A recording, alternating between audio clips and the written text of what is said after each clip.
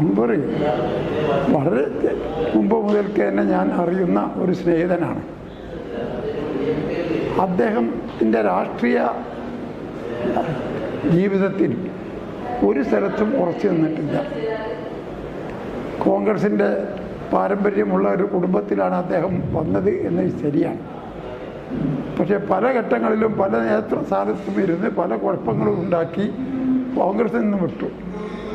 അങ്ങനെയാണ് ഇടതുപക്ഷത്തിൻ്റെ സ്വതന്ത്രനായി നിലമ്പൂർ മത്സരിച്ച് ജയിച്ചത്. ഇത് ശരിയാവും ഞങ്ങൾ വിചാരിച്ചിരുന്നു. അപ്പോൾ പഴയ സ്വഭാവത്തിൽ യാതൊരു മാറ്റമില്ല.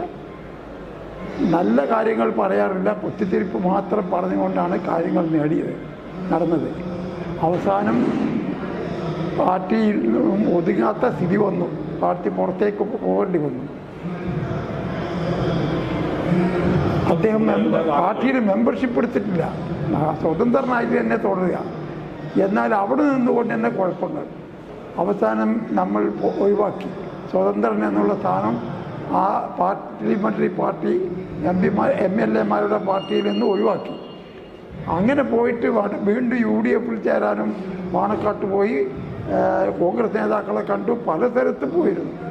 അങ്ങനെ ഇരിക്കുമ്പോഴാണ് ബംഗാളിലെത്തിയത്. ഇവിടെ ഒന്നും ശരിയായില്ല, ആരും സ്വീകരിച്ചില്ല. ബംഗാളിലെത്തി. ബംഗാളിലെ ആളുകൾക്ക് ഇയാൾ അറിയില്ലല്ലോ. ഒരു MLA ആണ്, ഇടതുപക്ഷത്തിൻ്റെ പിന്തുണ ഉണ്ടായിരുന്നു കേട്ടപ്പോൾ വലിയ സംഭവമാണെന്ന് വിചാരിച്ച് അവരങ്ങ് അത്ഭുതത്തോടു കൂടി സ്വീകരിച്ചിട്ടുണ്ട്. ഇപ്പോൾ ഭാവി നമുക്ക് കണ്ടറിയാം. എവിടെയും ഉറക്കും നിൽക്കും എന്ന് എനിക്ക് അഭിപ്രായമില്ല. സ്പീക്കർക്ക് രാജി കൊടുക്കുന്നത് അതിലും വലിയ സ്ഥാനങ്ങൾ മോഹിച്ചുകൊണ്ടാണ്.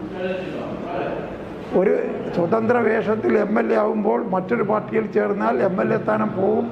പിന്നെ വീണ്ടും മത്സരിക്കാനുള്ള ഡീബാർ വരും, അയോഗ്യത വരും. അപ്പോൾ അത് ഒഴിവായി കിട്ടാൻ വേണ്ടിയിട്ട് എന്തോ ബംഗാളിൽ നിന്ന് ഒരു ഉറപ്പ് കിട്ടിയെന്നാണ് തോന്നുന്നത്. അതിൻ്റെ അടിസ്ഥാനത്തിലാണ് ഈ രാജി. ഭാവി നമുക്ക് കണ്ടറിയാം. അതിന് ഒരു പ്രതീക്ഷയും ആവശ്യമില്ല.